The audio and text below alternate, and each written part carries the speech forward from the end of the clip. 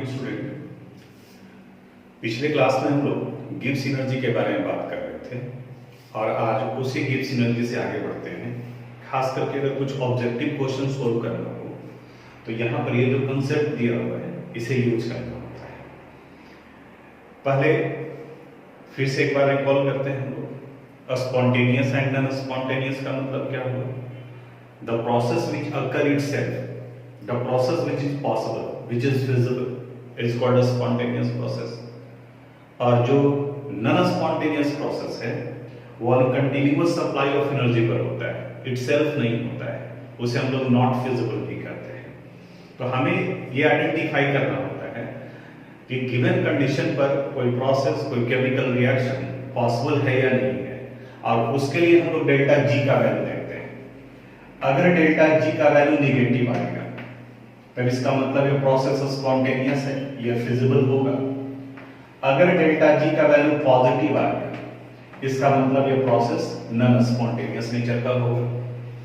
और ये आइडेंटिफाई करने के लिए हम लोग फार्मूला यूज करते हैं, delta G is equal to delta H minus T into delta S. इसी कंसेप्ट का यूज करते हैं हम लोग spontaneous and non spontaneous process को आइडेंटिफाई करने के लिए। डेल्टा एच इंथैल्पी है। अगर कोई प्रोसेस एक्सोथर्मिक नेचर का हो तब उस कंडीशन में डेल्टा एच का वैल्यू निगेटिव होता है क्योंकि हीट एनर्जी बाहर निकल रहा है। और अगर कोई प्रोसेस एंडोथर्मिक नेचर का हो तो वैसे कंडीशन में डेल्टा एच का वैल्यू पॉजिटिव होता है। ये डेल्टा एच के साइन को रिप्रेजेंट कर रहा है, यानी कि अगर एक्सोथर्मिक है तो निगेटिव, एंडोथर्मिक है तो पॉजिटिव। डेल्टा एस एंट्रोपी को रिप्रेजेंट कर रहा है। अगर मॉलिक्यूलर मूवमेंट बढ़ रहा है, रैंडमनेस इंक्रीज कर रहा है तो डेल्टा एस का वैल्यू पॉजिटिव होगा, और अगर मॉलिक्यूलर मूवमेंट घटेगा तो डेल्टा एस का वैल्यू नेगेटिव होगा, यानी कि माइनस में आएगा एंट्रोपी चेंज का वैल्यू, यानी कि पॉजिटिव और इस जगह पर ये नेगेटिव। अब स्पॉन्टेनिटी को फेवर करने वाले कंडीशन कौन कौन से हैं? स्पॉन्टेनिटी को फेवर करता है tendency to require minimum energy state, यानी कि जो एक्सोथर्मिक प्रोसेस है, यानी कि डेल्टा एच का वैल्यू अगर नेगेटिव है तो वो स्पॉन्टेनिटी को फेवर करता है। दूसरा फेवरेबल कंडीशन है एंट्रोपी का बढ़ना। तो एंट्रोपी का बढ़ना यानी कि डेल्टा एस का वैल्यू अगर पॉजिटिव है तो ये एंट्रोपी वैल्यू को इंक्रीज कर रहा है, तो ये स्पॉन्टेनिटी को फेवर कर रहा है। तो ये दोनों कंडीशन एंट्रोपी को यहां बढ़ा रहा है, स्पॉन्टेनिटी को फेवर करता है। अब इसी को यहां देखो, यहां दिया है कि अगर डेल्टा एच का वैल्यू निगेटिव हो, डेल्टा एस का वैल्यू पॉजिटिव हो, तो टेम्परेचर चाहे कुछ भी हो, डेल्टा जी का वैल्यू हमेशा निगेटिव होगा। निगेटिव यानी कि प्रोसेस किस नेचर का हो गया? स्पॉन्टेनियस नेचर, क्योंकि दोनों फेवरेबल कंडीशन में है। वहीं अगर रिएक्शन एक्सोथर्मिक हो लेकिन एंट्रोपी डिक्रीज कर रहा है, घट रहा है, माइनस का मतलब डिक्रीज करना, तो लो टेम्परेचर पर यह स्पॉन्टेनियस होगा और हाई टेम्परेचर पर यह नॉन स्पॉन्टेनियस होगा। फॉर्मूले को ध्यान से देखो, समझ में आ जाएगा। ये अनफेवरेबल कंडीशन है, ये फेवरेबल कंडीशन है, डेल्टा एच का वैल्यू नेगेटिव आ रहा है। तो अगर ये वैल्यू छोटा होगा, छोटा कब होगा? लो टेम्परेचर पर। तो जैसे यहां लो टेम्परेचर है तो ये फेवरेबल कंडीशन चूंकि बड़ा है तो प्रोसेस स्पॉन्टेनियस हो जाएगा। और अगर हाई टेम्परेचर कर रहे हैं और ये अनफेवरेबल है तो ये पार्ट अनफेवरेबल हो जाएगा फेवरेबल के रिस्पेक्ट में। तो फेवरेबल का वैल्यू छोटा और अनफेवरेबल का वैल्यू बड़ा है, तो इसलिए इस कंडीशन में ये नॉन स्पॉन्टेनियस यानी कि पॉजिटिव हो जाएगा। उसी को यहाँ टेबुलर फॉर्म में दिया हुआ है। अब अगर हमें क्वेश्चन सोल्व करना है तो इसी टेबल को देख करके हम लोग सोल्व कर सकते हैं। जैसे एक दो क्वेश्चन बता रहे हैं, सपोज दिया हुआ है a chemical reaction is exothermic in nature. तो एक chemical reaction is exothermic in nature, यानी कि डेल्टा एच का वैल्यू क्या हो गया? नेगेटिव हो गया। If entropy decreases during the process, if entropy decreases during the process, यानी कि डेल्टा एस का वैल्यू नेगेटिव हो गया, then what would be the nature of the reaction at low temperature, यानी टेम्परेचर का वैल्यू कैसा है? लो है। अब इतना कंडीशन दिया हुआ है क्वेश्चन में, you have to identify that at this temperature the process would be spontaneous or non spontaneous। अब इस टेबल को देखो, डेल्टा एच निगेटिव, तो यहां डेल्टा एच निगेटिव है, डेल्टा एस निगेटिव, ये दोनों में है। लो टेम्परेचर, तो देखो लो टेम्परेचर पे ये वैल्यू कैसा आ गया, नेगेटिव। तो लो टेम्परेचर पर डेल्टा जी का value negative, it means the process would be spontaneous in nature. ऐसे आइडेंटिफाई कर रहे हैं। एक और क्वेश्चन बताते हैं। A chemical reaction is endothermic in nature. A chemical reaction is endothermic in nature. तो डेल्टा H का वैल्यू पॉजिटिव हो गया। If entropy increases during the process, यानी डेल्टा S का value positive, then what would be its nature at high temperature? यानी temperature का value कितना दिया हुआ है, हाई दिया हुआ है। तो what would be its nature, यानी कि डेल्टा G का वैल्यू पूछा जा रहा है।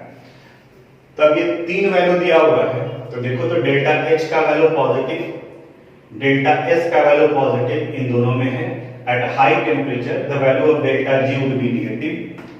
तो चूंकि डेल्टा G का वैल्यू नेगेटिव है, then the process would be spontaneous. इस तरीके से सोल्व करते हैं। एक और क्वेश्चन बनाते हैं। ए chemical reaction is endothermic in nature. A chemical reaction is endothermic in nature and if entropy increases during the process, then at which condition the process would be non-spontaneous। यहाँ non-spontaneous के लिए condition पूछा जा रहा है। तो पहले जो इंफॉर्मेशन दिया हुआ है उसको यहाँ पे लिख लेते हैं। The process is endothermic in nature। तो डेल्टा H का वैल्यू पॉजिटिव हो गया। Entropy increases during the process। तो डेल्टा S का वैल्यू पॉजिटिव हो गया। At what condition the process would be non-spontaneous, यानी डेल्टा G का वैल्यू पॉजिटिव होगा नॉन स्पॉन्टेनियस के लिए। तो आपसे कंडीशन यानी कि टेम्परेचर पूछा जा रहा है। तो अब यहाँ पर ये टेबल आप ध्यान से देखो तो डेल्टा H का वैल्यू पॉजिटिव, यहाँ पॉजिटिव, डेल्टा S का वैल्यू पॉजिटिव, इन दोनों में पॉजिटिव। तो डेल्टा G पॉजिटिव यहाँ आ रहा है किस कंडीशन पर, लो टेम्परेचर पर।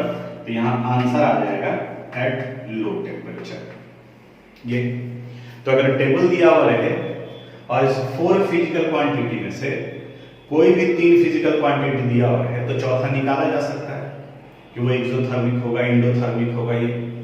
लेकिन एग्जामिनेशन में आपको ये टेबल नहीं दिया रहेगा। उस कंडीशन में कुछ मैथमेटिकल कंसेप्ट आपको अप्लाई करना होगा। तो पहले यहां तक के टेबल भी आप इसी तरीके से नोट कर लो और उसके बाद फिर बताते हैं कि किस तरीके से निकाला जा सकता है। अब हम लोग बात करते हैं कि अगर वो टेबल नहीं दिया हुआ है एग्जामिनेशन में, उसी तरह का ऑब्जेक्टिव क्वेश्चन स्पेशली दिया हुआ हो, तो हम लोग किस तरीके से सोल्व करेंगे। एक तरीका बताते हैं। एसएनडी ये फार्मूला है, delta G is equal to delta H minus T into delta S। Concept क्या ध्यान में रखोगे आप कि हाई टेम्परेचर पर ये वैल्यू बड़ा हो जाएगा और लो टेम्परेचर पर ये वैल्यू बड़ा। टेम्परेचर यानी कि ये एक इंपॉर्टेंट फैक्टर यहाँ के रूप में काम कर रहा है, इंपॉर्टेंट रोल प्ले करता है। इसी को एक न्यूमरल वैल्यू से समझाने की कोशिश करते हैं। आप क्या मान लो, डेल्टा H का कोई भी वैल्यू कंसीडर करो, अपने रफ में ये काम करना है। सपोज डेल्टा H का वैल्यू हम लोग 20 कंसीडर करिए, ये 20 है। अब T इंटू डेल्टा S का वैल्यू अगर लो टेम्परेचर है, तो लो टेम्परेचर पर T इंटू डेल्टा S का वैल्यू डेल्टा H से छोटा होगा। तो लो टेम्परेचर पर T इंटू डेल्टा S को हम लोग 10 कंसीडर कर लिए और हाई टेम्परेचर पर इससे बड़ा तो कोई भी वैल्यू ले सकते हैं। तो T इंटू डेल्टा S का वैल्यू 30 कंसीडर कर लिए। बस ये ध्यान में रखना है, यही पॉइंट ध्यान में रखना है कि कोई एक डेल्टा H का वैल्यू कुछ भी 10, 2, 5, 4, 6 कुछ भी रख सकते हैं। बस लो टेम्परेचर पर T इंटू डेल्टा S का वैल्यू इससे छोटा होगा और हाई टेम्परेचर पर T इंटू डेल्टा S का वैल्यू इससे बड़ा होगा। कोई भी वैल्यू ले सकते हो और ये तरीका बता रहे हैं आइडेंटिफाई करने के लिए। ये कोई न्यूमेरिकल डाटा दिया हुआ नहीं है, इसलिए सारा काम आप रफ में करोगे। अब क्वेश्चन पर आते हैं। क्वेश्चन एक दिया हुआ है, a chemical reaction is exothermic in nature. A chemical reaction is exothermic in nature if entropy decreases during the process. If entropy decreases during the process, then what would be its nature at low temperature. ये condition दिया हुआ है। अब इसी को आप numerical data में convert कर दो। अभी आपको बताया कि डेल्टा H का एक वैल्यू फिक्स है, ये 20 है। तो चूंकि रिएक्शन एक्सोथर्मिक नेचर का है, तो इसलिए यहां पर ये वैल्यू आ गया -20। टेम्परेचर कैसा है, लो है और एंट्रोपी का वैल्यू डिक्रीज कर रहा है। तो डिक्रीज यानी कि माइनस होगा। लो टेम्परेचर पर T इंटू डेल्टा एस का वैल्यू 10 लिए हैं, तो यहां लिखेंगे T into delta S would be equal to 10, और चूंकि इंट्रोपी डिक्रीज कर रहा है इसलिए यहां माइनस लगा दिए। अब डेल्टा जी नॉट का वैल्यू निकाल लो, it is equal to delta H naught minus T into delta S naught, -20 -10 क्यों आ गया? क्योंकि इंट्रोपी डिक्रीज कर रहा था। ब्रैकेट हटाओगे तो -20 प्लस 10 इट मींस -10। प्रोसेस किस नेचर का आ गया? स्पॉन्टेनियस। तो ये सारा काम आप रफ में किए, और यहां पर डेल्टा जी का वैल्यू आ गया निगेटिव, यानी कि प्रोसेस किस नेचर का हो जाएगा? स्पॉन्टेनियस नेचर का। तो आपको मार्क्स इस पर मिलेगा, ना कि इस पर। अगर इस तरीके से लिखोगे तो मे भी आपका मार्क्स कट सकता है, क्योंकि कुछ टीचर ये क्वेश्चन एराइज कर देंगे कि तुमको 20 और 10 कहां से आया, क्यों लेंगे हम 20 और 10? तो ये सारा काम रफ में करना है। एक दो क्वेश्चन और बताते हैं, तब क्लियर होगा जाकर के क्वेश्चन का कांसेप्ट। सेकंड क्वेश्चन में कह रहा है a chemical reaction is endothermic in nature, delta H का वैल्यू पॉजिटिव हो गया। If entropy increases during the process, तो डेल्टा एच का वैल्यू पॉजिटिव हो गया। What would be its nature eight high temperature? T का वैल्यू कितना है? हाई है। अब फिर इसी फॉर्मेट पर यूज करोगे, यहां से तो क्वेश्चन से ये पता चल गया डेल्टा एच एंडोथर्मिक है, और आप डेल्टा एच के वैल्यू को 20 मान के चल रहे हैं, तो यहां 20 हो गया। टेम्परेचर हाई है और एंट्रोपी बढ़ रहा है, तो T इंटू डेल्टा एस का वैल्यू +30। फॉर्मूला यूज कीजिए, delta G is equal to delta H minus T into delta S.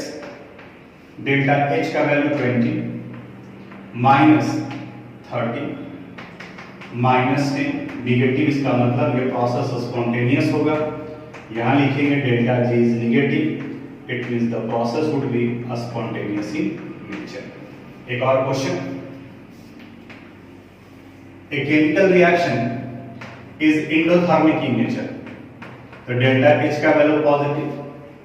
If entropy decreases during the process, तो डेल्टा एस का value negative. Then what would be its nature at low temperature? Temperature का value कितना दिया हुआ है? लो दिया हुआ है। अब इसी फॉर्मेट पर फिर इसको पुट करना है। फॉर्मूला हम लोग पढ़े हैं, delta G is equal to delta H minus T into delta S. Positive है तो यहां 20 हो गया, माइनस डेल्टा एस का वैल्यू नेगेटिव और ये लो है, तो यहां -10। माइनस क्यों? क्योंकि डिक्रीज कर रहा है, और 10 क्यों? क्योंकि लो टेम्परेचर है। अगर हाई टेम्परेचर रहता तो 30 ले लेते। ब्रैकेट हटाओगे तो माइनस माइनस प्लस,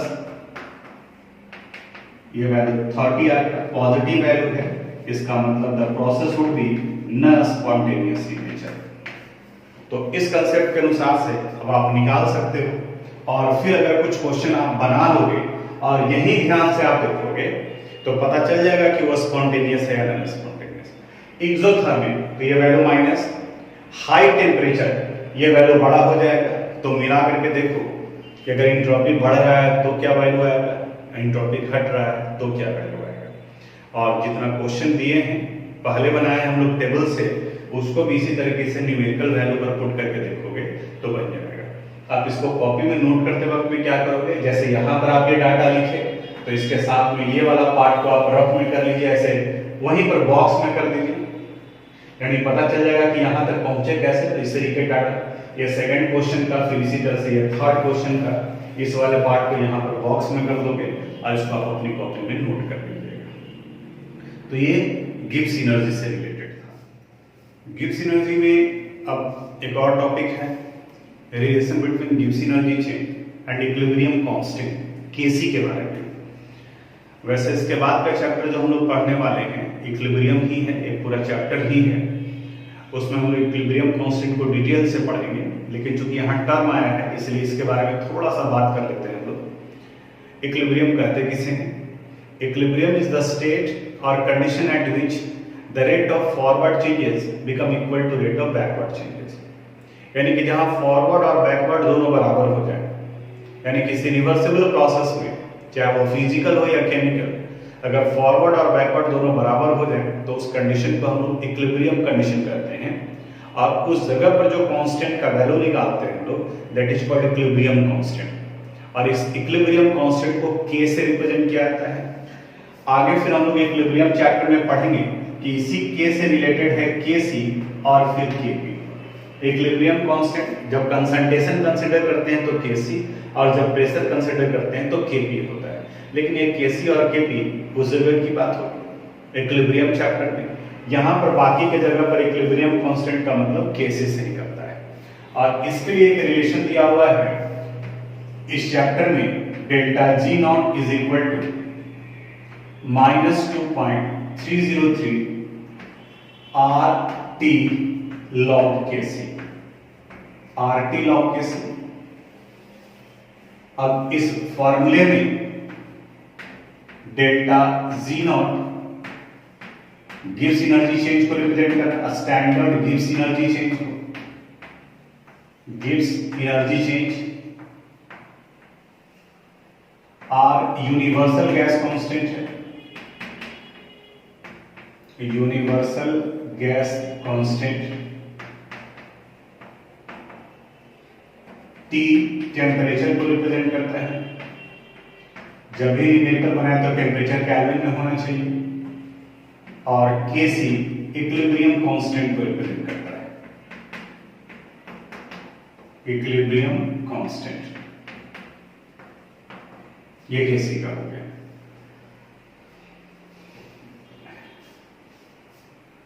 अब इससे रिलेटेड न्यूमेरिकल्स जब इक्विलिब्रियम आएंगे तो उस जगह पर भी होगा।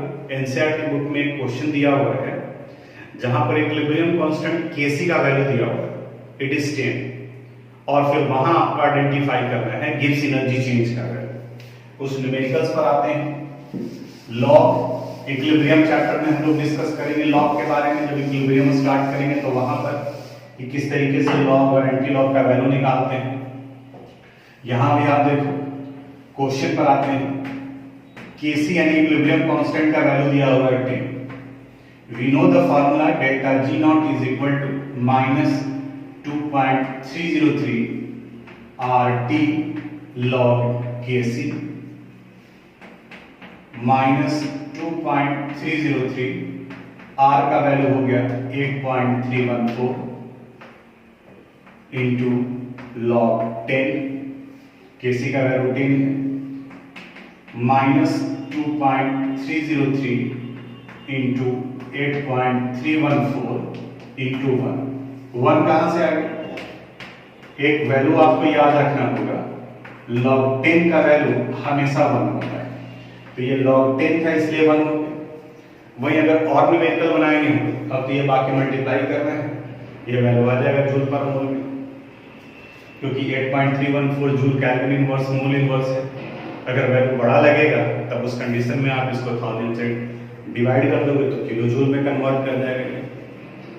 अब रहा कि 10 की जगह पर अगर 15.6 रहता है, 12.8 रहता है, तो वैसे कंडीशन में आपको लॉग टेबल यूज करना पड़ेगा, तो वहां से आपको लॉग का वैल्यू निकालना होगा। और लॉग टेबल यूज करने के लिए हम आपको इक्विलिब्रियम वाले चैप्टर में बताएंगे, क्योंकि वहां पर प्रैक्टिस का बहुत सारा ऑप्शन मिलेगा। पीएच वैल्यू वगैरह कैलकुलेट करना है तो वहां पर हम आपको लॉग बताएंगे इक्विलिब्रियम वाले में। अब यहाँ के बाद में एक और टॉपिक बाकी रह गया यहाँ, अगर उसको आज डिस्कस करेंगे तो ये वीडियो बहुत बड़ा हो जाएगा, तो उसको अगले वाले वीडियो में हम लोग डिस्कस करेंगे बॉन्ड एंथैल्पी से रिलेटेड।